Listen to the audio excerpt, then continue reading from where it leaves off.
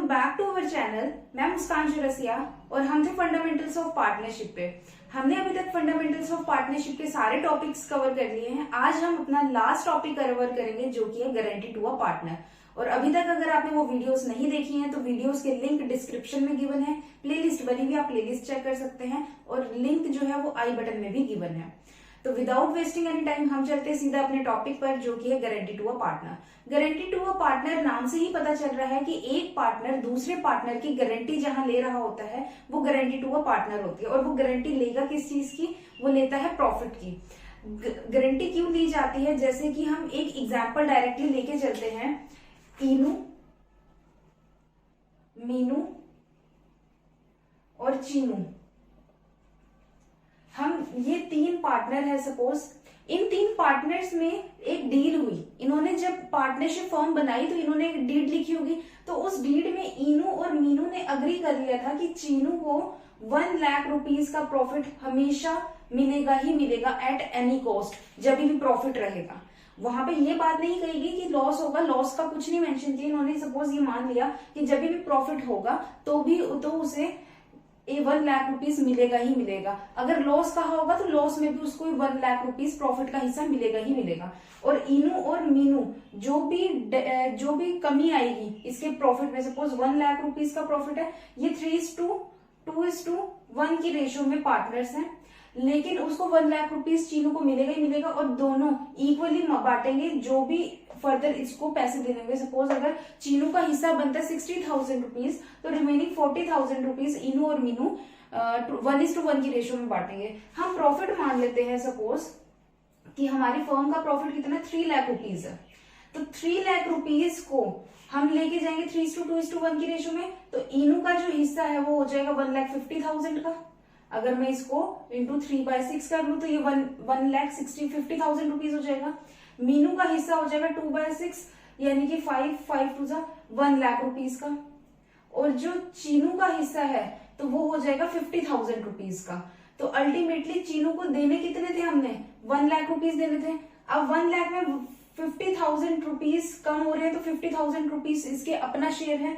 तो इन दोनों को एड ऑन कर देंगे तो टोटल कितना शेयर हो जाएगा 1 लाख रुपीज का, जो कि गारंटी ली थी इनू और मीनू ने। लेकिन ये जो 50,000 रुपीज है, ये 50,000 रुपीज पे कौन करेगा इसे? क्योंकि इसका सी का जो चीनू का जो अपना हिस्सा है वो कितने का है? 50,000 रुपीज का। तो ये रिमेनिंग जो 50,000 रुपीज है इसको हम क्या कर लेंगे? हाफ ऑफ कर लेंगे, जो कि 25,000 रुपीज और 25,000 रुपीज बन जाएगा। वो कौन पे करेगा? एक तो इनू करेगी चीनू को पे 25,000 रुपीज, एक मीनू करेगी चीनू को पे 25,000 रुपीज। तो इनू का एक्चुअल में प्रॉफिट का हिस्सा कितना रह जाएगा? 1,25,000 रुपीज और मीनू का हिस्सा रह जाएगा 75,000 रुपीज। उसके बाद जो चीनू का हिस्सा आएगा वो 1 लाख रुपीज का हो जाएगा। तो अल्टीमेटली इन लोगों ने क्या किया था? गारंटी ली थी। इनू और मीनू ने चीनू की गारंटी ली थी कि चीनू को प्रॉफिट का हिस्सा 1 लाख रुपीज ही मिलेगा, चाहे प्रॉफिट कम हो चाहे ज्यादा हो। अगर यही चीनू का हिस्सा 1,10,000 रुपीज चला जाता तो ये दोनों कुछ भी ना पे करते। लेकिन जो भी डेफिशिएंसी आएगी, जो भी डेफिसिट आएगा वो कौन पे करेगा? इनू और मीनू पे करेगी। तो इस तरीके से हम क्या करते हैं? गारंटी लेते हैं पार्टनर की और इस तरीके से हम उसको प्रॉफिट डिस्ट्रीब्यूट करते हैं। अब आपके माइंड में एक क्वेश्चन आ रहा होगा, ये चीनू की हम गारंटी ले क्यों रहे हैं? चीनू ऐसी कौन पर्सन है जिसके लिए हम गारंटी लेना जरूरी है? क्योंकि अगर हम नई पार्टनरशिप फॉर्म बना रहे हैं, हम लोग ये मान के चलते हैं कि सारे पार्टनर्स इक्वल है, सारे के सारे पार्टनर्स को इक्वल राइट है। तो चीनू ऐसी क्यों स्पेशल है जिसके लिए दोनों पार्टनर्स को गारंटी लेनी पड़े? तो ये भी तो पॉइंट होना जरूरी है ना कि वो है कौन एक्चुअल में।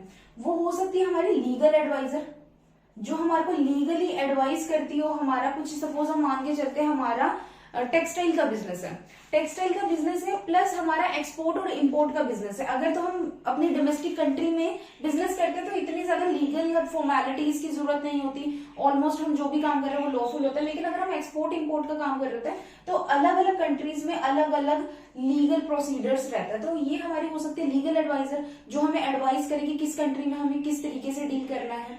दूसरा ये हो सकती है हमारी फाइनेंशियल एडवाइजर, क्योंकि हम एक्सपोर्ट और इंपोर्ट का काम कर रहे हैं तो हमारे को फाइनेंस की जरूरत पड़ेगी।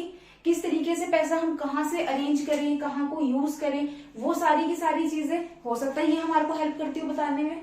नेक्स्ट हो सकती है ये कोई एक्स सर्विसमैन हो, एक्स सर्विसमैन का मतलब क्या है, जैसे कि हम ये मान सकते हैं एमएनसी में, ये एमएनसी की एक सर्विस मैन है, ये किसी बड़ी एमएनसी में, टेक्सटाइल एमएनसी में ये ऑलरेडी अपने लाइफ के बहुत सारे साल काम कर चुकी है और अब ये हमारी पार्टनरशिप फॉर्म में आ रही है सिर्फ और सिर्फ इस बेसिस पे कि मुझे प्रॉफिट अर्न करना है, मैं प्रॉफिट अर्न करूंगी, मैं तुम्हारे को एडवाइस करूंगी, अगर लीगल एडवाइजर तो भी एडवाइस कर रही है, फाइनेंशियल एडवाइजर तो भी एडवाइस कर रही है। एक्स सर्विस मैन है तो ऑब्वियसली उसके पास इतना ज्यादा एक्सपीरियंस होगा कि वो हमारे को लॉस होने ही नहीं देगी।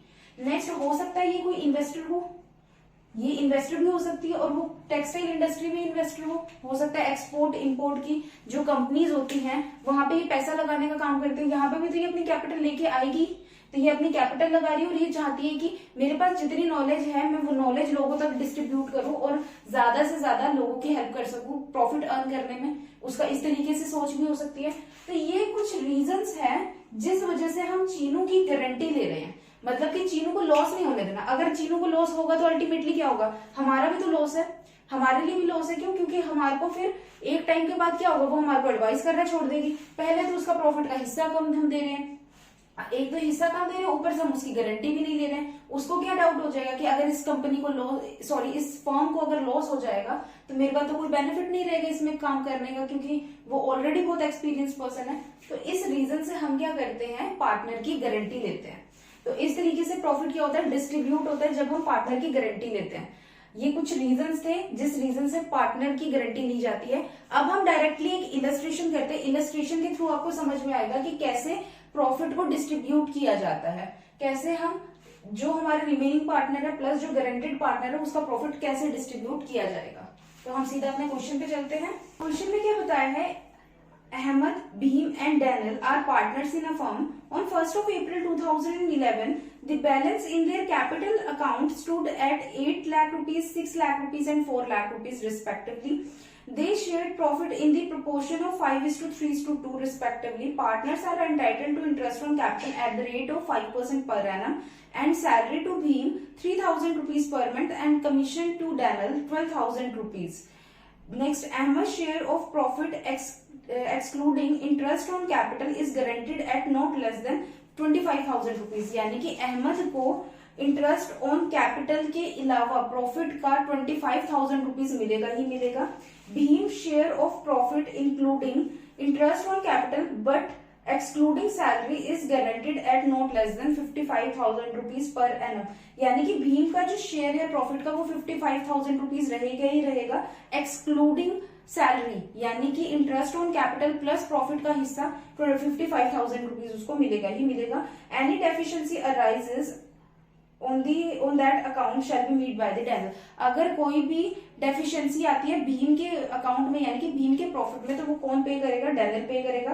Profit for the year ended 31st of March 2012 2,16,000 rupees, 2,16,000 rupees का प्रॉफिट है। हमारे को P&L एप्रोप्रिएशन अकाउंट बनाना है, तो डायरेक्टली हम अपने क्वेश्चन स्टार्ट करते हैं। यहाँ पे हमारे क्रेडिट साइड क्या आ जाएगा, बाय P&L अकाउंट, जो कि कितने से होगा, 2,16,000 रुपीज से। हम पहले इंटरेस्ट ऑन कैपिटल अपनी कैलकुलेट करते हैं, ए की, बी की और डी की। ए की हमारी कितनी थी, 8 लाख रुपीज, बी की हमारी कितनी है 6 lakh rupees and 4 lakh rupees for D. तो ये हमारी क्या 6 लाख रुपीज और 4 लाख रुपीज डी की है। इसके ऊपर at the rate of 5% per annum. तो 5% के हिसाब से अगर देखा जाए, सीधा हम इंटरेस्ट ऑन कैपिटल लेते हैं, to interest on capital A की कितनी चली जाएगी, 8 लाख रुपीज का 5% वो हो जाएगा हमारा 40,000 रुपीज। बी का 5% जो कि है 6 लाख का 5% हो जाएगा 30,000 रुपीज। और नेक्स्ट वन है हमारा डी, डेनियल। डेनियल के 4 लाख के ऊपर 5% अगर हम लेंगे तो कितना आ जाएगा 20,000 रुपीज। तो हम इन सबका टोटल कर देते हैं 40 प्लस 30 प्लस 20, ये आ जाएगा 90,000 रुपीज। साथ में हमारे को क्या चीज बताई गई है कि भीम को सैलरी जाएगी 3,000 रुपीज पर मंथ के हिसाब से, टू सैलरी जो की जाएगी भीम को 3,000 रुपीज के हिसाब से 12 मंथ से। तो 12 3 36,000 रुपीज चली जाएगी सैलरी भीम को। डैनियल को जाएगी कमीशन, टू कमीशन जो कि डैनियल को जाएगी 12,000 रुपीज की। ये हमारे पास आइटम्स थी, ये हमारा प्रॉफिट है। तो हम प्रॉफिट में से जब यहाँ की डेबिट साइड को डिडक्ट करेंगे हमारे पास डिविजिबल प्रॉफिट निकल के आ जाएगा। तो 2,16,000 रुपीज में से अगर मैं डिडक्ट कर दूं 0,0,0 6 + 2 8, 9 + 3 12, 12 + 1 13, तो 1,38,000 रुपीज अगर मैं डिडक्ट करती तो मेरे पास डिविजिबल प्रॉफिट आ जाएगा।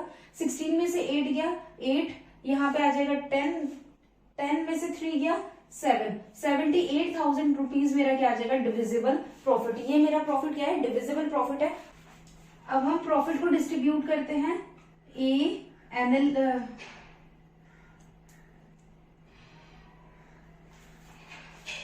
अब हम प्रॉफिट डिस्ट्रीब्यूट करते हैं अहमद, भीम और डैनियल में।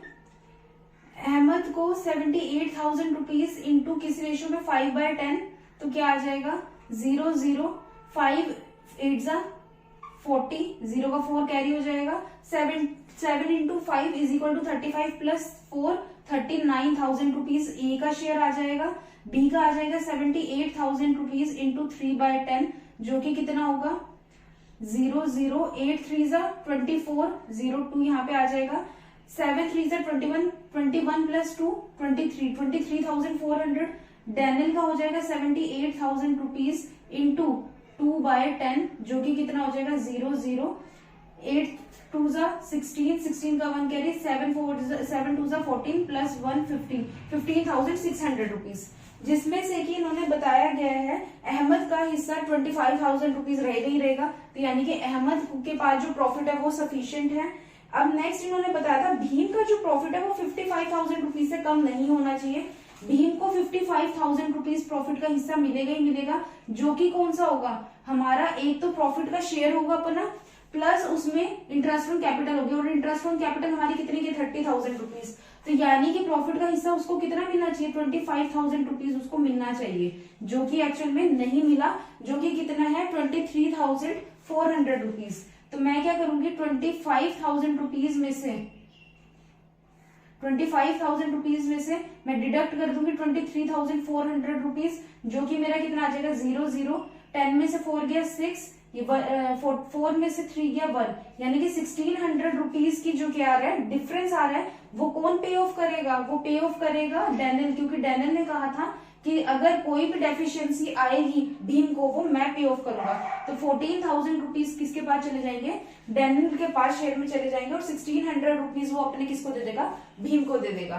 तो हमारा प्रॉफिट किस रेशियो में डिस्ट्रीब्यूट हो जाएगा, प्रॉफिट डिस्ट्रीब्यूशन आ जाएगा, ए का चला जाएगा शेयर 39,000 रुपीज का, बी का चला जाएगा हमारा 25,000 रुपीज का, और डैनियल का हमारा चला जाएगा 14,000 रुपीज का। तो इसका टोटल कर लेते हैं, हमारा 78,000 रुपीज आना चाहिए। 0 0 0 9 + 5 14, 14 + 4 18, 18 का 1 कैरी, 3 + 1 4, 4 + 2 6, 6 + 1 7, 78,000 रुपीज। और अगर हम यहाँ का टोटल करेंगे तो हमारे पास कितना आ जाएगा 2,16,000 रुपीज, 2,16,000 रुपीज। तो ये हमारा क्वेश्चन हो गया। यहाँ पे जो अमाउंट आएगी, यहाँ पे वो अमाउंट आएगी जो पे ऑफ करनी है। भले यहाँ पे 55,000 रुपीज बताया, बट वो 55,000 रुपीज बन किससे रहा है, प्रॉफिट का हिस्सा प्लस इंटरेस्ट ऑन कैपिटल। तो ये जो 55,000 रुपीज है यहाँ पे गलती से भी मत लिख देना, आंसर गलत हो जाएगा, आपका आंसर ठीक नहीं आएगा। तो ये हमारा जो था गारंटी टू अ पार्टनर का टॉपिक था, ये हमारा लास्ट टॉपिक था। अगर आपको कोई डाउट हो तो हमारे को इंस्टाग्राम और फेसबुक पे आप डीएम कर सकते हैं, या फिर आप इस वीडियो के नीचे कमेंट कर सकते हैं। Thank you.